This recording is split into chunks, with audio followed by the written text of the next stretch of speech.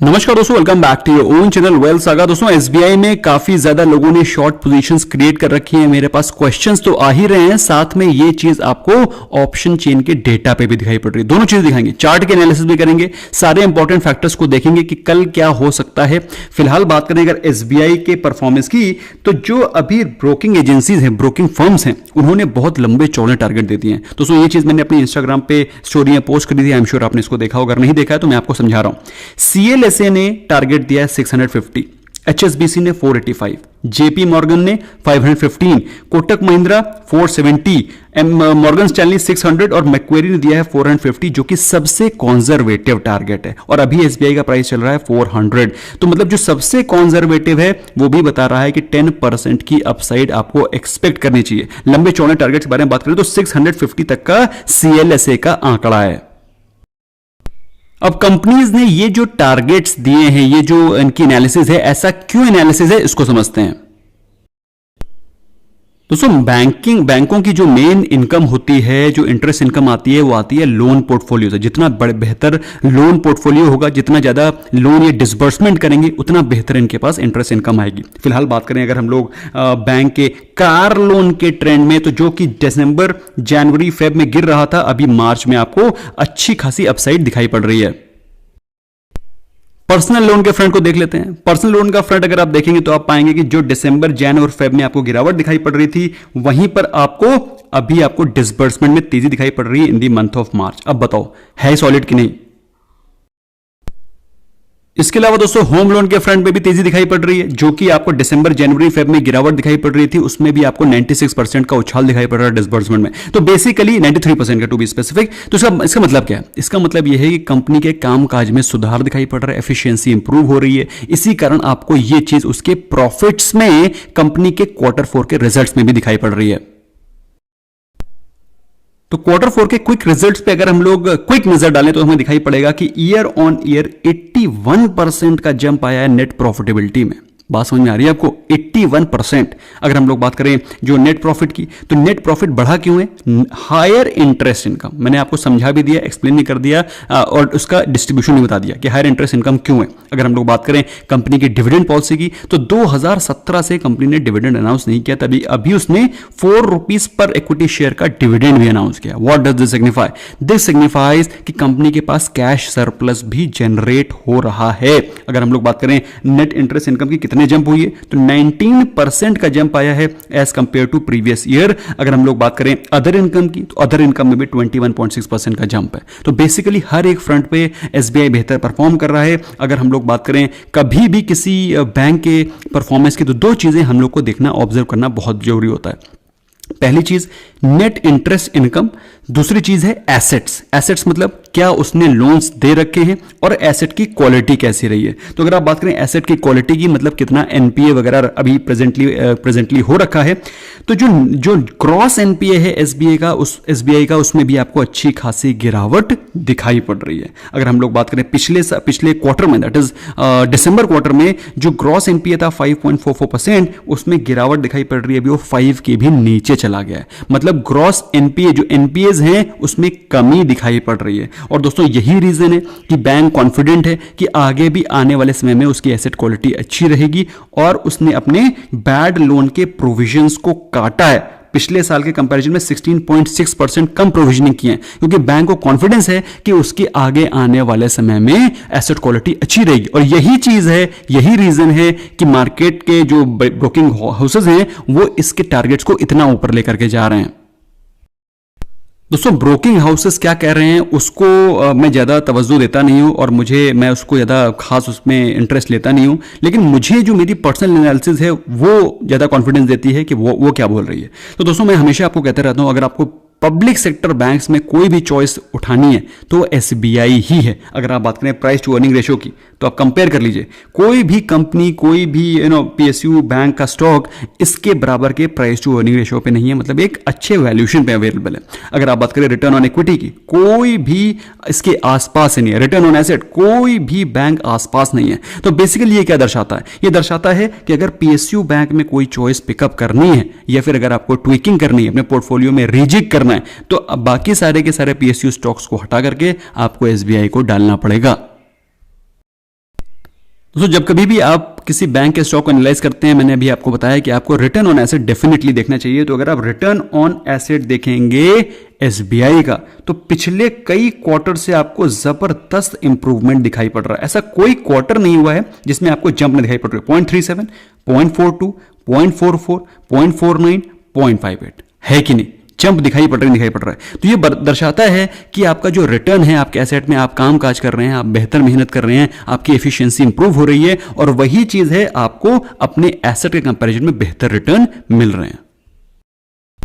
दोस्तों जो इंपॉर्टेंट चीजें हैं वही मैं हाईलाइट करता हूं, बाकी सारी चीजों को आप वीडियो को पॉज करके अपने टाइम पर इसको स्टडी कर सकते हैं, कंपेयर कर सकते हैं। स्टडी करना अपने टाइम पे बहुत जरूरी है, और जब कभी इन्वेस्टमेंट करना है पूरी रिसर्च करके और अपने फाइनेंशियल एडवाइजर से डिस्कस करके ही करें। मेरा काम है आपको इंपॉर्टेंट चीजें एजुकेट करना, एंड आई एम श्योर आपको ये मेरा इनिशिएटिव पसंद आता हो। दोस्तों पसंद आता है तो स्मैश करिए like button. Why do you shine, just I know you feel good but you forget, तो स्मैश करें लाइक बटन ताकि आपका प्यार हमें मिल सके। फिलहाल दोस्तों बात करें एसबीआई की इंपॉर्टेंट क्विक जो फंडामेंटल्स रेशियोज हैं उसको अगर हम लोग देख लें तो इंडस्ट्री के प्राइस टू अर्निंग रेशियो से कहीं ज्यादा सस्ता है। इंडस्ट्री का प्राइस टू अर्निंग रेशियो है 25, आपको ये कंसोलिडेटेड 15 के प्राइस टू अर्निंग रेशियो पे मिल रहा है, जो कि अगर मैं आधा तो नहीं कहूंगा लेकिन आधे के बराबर ही है। तो बेसिकली बहुत ही सही वैल्यूएशन पे आपको स्टॉक मिल रहा है जिस प्रकार की ये अर्निंग्स शो कर रहा है। अब इतनी सारी चीजें बताने के बाद आपको सरप्राइज नहीं होना चाहिए कि पिछले एक महीने में ये स्टॉक 21% क्यों जंप कर रहा है। मैंने अपनी सारी चीजें अभी आपको बताई हैं। फिलहाल बात करें सेक्टर की, तो सेक्टर भी 20% भागा है, जबकि सेंसेक्स सिर्फ 6% का जंप शो कर रहा है। वैसे तो दोस्तों पिछले एक साल में सभी के सभी स्टॉक्स ने अच्छा जंप दिखाया है, लेकिन अगर हम लोग बात करें स्पेसिफिकली फॉर एसबीआई, तो एसबीआई ने पिछले एक साल में 163% के रिटर्न्स दिए। मतलब अगर आपने 1 लाख रुपए का इन्वेस्टमेंट किया होता जब लॉकडाउन में मार्केट क्रैश कर रही थी, तो वो अभी 2,63,000 रुपीज हो गया होता। अब बताओ है सॉलिड इन्वेस्टमेंट की नहीं, जबकि पीएसयू बैंक का स्टॉक है। मैं बजाज फाइनेंस की बात नहीं कर रहा हूं, बजाज फाइनेंस ने तो 200% से भी ज्यादा रिटर्न दिए। 1900 रुपीज का स्टॉक था और अभी वो 5000 चल रहा है। तो दोस्तों वो तो अलग ही कैटेगरी है। हम लोगों ने तो बजाज फाइनेंस भी उठाया था। फिलहाल दोस्तों हम लोग बात करें एसबीआई की, तो एसबीआई ने भी 163% के शानदार रिटर्न दिए हैं। Better than sector, better than Sensex तो ऑलमोस्ट 3 गुना रिटर्न दिए हैं। सो चार्ट एनालिसिस करने से पहले क्विकली एक बार फ्यूचर्स के डेटा को देख लेते हैं। दोस्तों जिनको फ्यूचर्स और ऑप्शंस के डेटा को कैसे एनालाइज करते हैं पता नहीं है, तो भैया सीखिए। आपको हमारे कोर्स से सीखना है, हमारे कोर्स से सीखिए, नहीं तो आपको जहां से मिलता है वहां सीखिए, लेकिन सीखिए। बिना उसके ऑप्शन ट्रेडिंग करेंगे या फिर ऑप्शन सेलिंग करेंगे तो नुकसान ही होगा। फिलहाल बात करें अगर हम लोग फ्यूचर्स के ओआई डेटा की, तो अच्छा खासा बिल्डअप दिखाई पड़ रहा है, जो कि बताता है कि एसबीआई में आपको आगे आने वाले समय में भी तेजी दिखाई पड़ती रहेगी। अच्छा खासा लॉन्ग बिल्डअप आपको दिखाई पड़ रहा है। इस चार्ट में दोस्तों एसबीआई के अलावा भी काफी सारे स्टॉक्स हैं जिसका कि आपको बुलिश ट्रेंड दिखाई पड़ रहा है, लॉन्ग बिल्डअप दिखाई पड़ रहा है। तो SBI is this one, SBI का ये डेटा है। तो एसबीआई में आपको दिखाई पड़ रहा है कि अच्छा खासा लॉन्ग बिल्डअप तो चल ही रहा है, साथ में मोमेंटम भी बुलिश हो रखा है, और ओआई भी अच्छा खासा वॉल्यूम में बढ़ रहा है। 6% का चेंज इन ओआई है, जो कि एक बेहतर वॉल्यूम का ओपन इंटरेस्ट। भाई देखो पहली चीज तो है एसबीआई कोई छोटा मोटा स्टॉक नहीं है, बहुत बड़ा स्टॉक है, और उसमें 6% का ओआई बिल्डअप एक काफी तगड़ा ओआई बिल्डअप कहलाएगा। तो जिन लोगों ने अभी कॉल शॉर्ट कर रखे हैं ऊपर के प्राइस पे 420, 425, 430, 435, ये सभी के सभी कॉल जिन्होंने शॉर्ट पोजीशन बना रखी हैं, ये सारे के सारे अपनी पोजीशंस को कैंसिल करेंगे, और बहुत ही तेजी से ये डेल्टा आपको बढ़ता हुआ दिखाई पड़ेगा, जिसकी वजह से कल आपको मार्केट में अच्छा खासा एसबीआई में जंप दिखाई पड़ सकता है अगर शॉर्ट कवरिंग होती है तो, और शॉर्ट कवरिंग के चांसेस बहुत ज्यादा दिखाई पड़ रहे हैं। और ऐसा मैं क्यों बोल रहा हूं, क्योंकि अगर आप देखें इसका जो कॉल राइटिंग हो रखी है, तो कॉल राइटिंग सबसे ज्यादा इसी प्राइस पे हो रखी है। This is 400।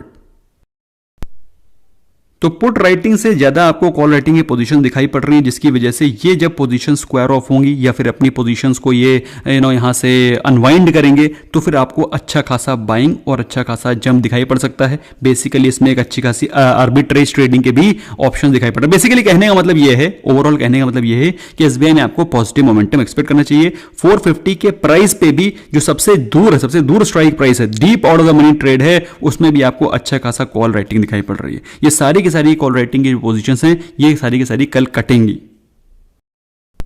चार्ट पे अगर आप देखेंगे तो चार्ट पे भी आपको सिमिलर काइंड ऑफ एक्शन दिखाई पड़ रहा है। 20 day 50 day exponential moving average के ऊपर है एसबीआई, बुलिश मोमेंटम दिखा रहा है, कैंडल बन रही है बहुत बुलिश। अगर आप बात करें आरएसआई की तो आरएसआई क्लोज टू 72 जो कि क्लियर कट बुलिश मोमेंटम को दर्शा रहा है। अब अगर हम लोग बात करें क्या ये मोमेंटम बहुत दिन सस्टेन रहेगा, तो इसके बारे में कोई गारंटी दे पाना मुश्किल है। फिलहाल बुलिश मोमेंटम कंटिन्यू रहेगा। अब ये कल ही खत्म हो जाएगा, परसों खत्म हो जाएगा, वहां से रिट्रेस कर जाएगा, ये तो आने वाले समय बताएगा। फिलहाल जो मार्केट में मोमेंटम है वो शॉर्ट टर्म में पॉजिटिव ही दिखाई पड़ रहा है।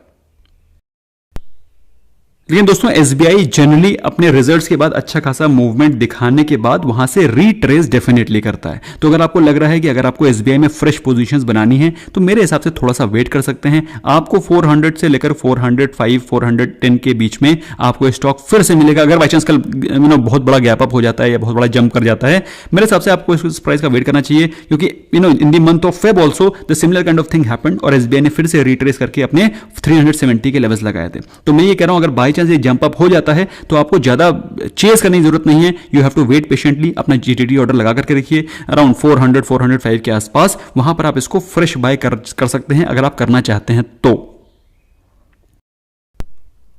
और इस बात की पॉसिबिलिटी थोड़ी सी इसलिए और दिखाई पड़ रही है क्योंकि अगर एसबीआई के अगर आप डिलीवरी क्वांटिटी को देखें जो कि 17% दिखा रही है, विच इज शोइंग कि काफी ज्यादा लोगों ने इसकी डिलीवरी नहीं ली है। लेकिन इसका मतलब ये बिल्कुल नहीं है कि ये तेज नहीं होगा, ये बुलिश नहीं होगा, बल्कि ऐसा जरूर है कि हो सकता है ये अराउंड 5-10 ट्रेडिंग सेशन के बाद फिर से रिट्रेस करके आपको इसी प्राइस पे या फिर इसके नीचे प्राइस पे मिल जाए। तो अगर आप बाय करना चाहते हैं please do not chase, at least मैं तो इसको कोई बिल्कुल भी चेज नहीं करूंगा। In case if you want to buy this stock, एक लोअर लेवल्स पे 400 405 पे या फिर उसके नीचे लेवल पे एक जीटीटी ऑर्डर आप लगा सकते हैं, आपको वहां पर इसमें बाइंग की अपॉर्चुनिटी डेफिनेटली मिलेगी। तो दोस्तों आई होप आपको वीडियो पसंद आया स्मैश करें लाइक बटन, अपने फ्रेंड्स को भी शेयर करें ताकि उनको भी इस इंपॉर्टेंट इंफॉर्मेशन का भी पता चल सके। Thank you so very much, bye bye for now.